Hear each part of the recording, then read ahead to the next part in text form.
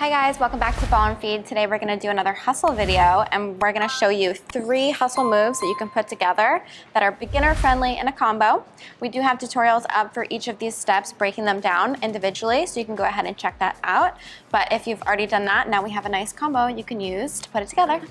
So we're going to do a stationary basic, then we're going to do a rotating basic.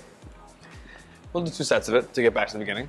We'll do an inside underarm turn, directly into an outside underarm turn. Then I'm going to ask for this hand to go right into a cradle, and then exit the cradle. And then I'll even do 1 more inside underarm turn to fix the hand after that cradle, to combine all these things together.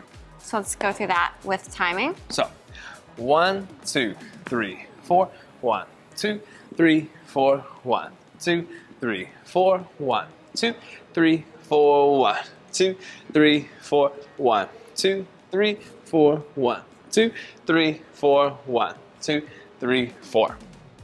And we'll do that with syncopated timing for you. Here we go.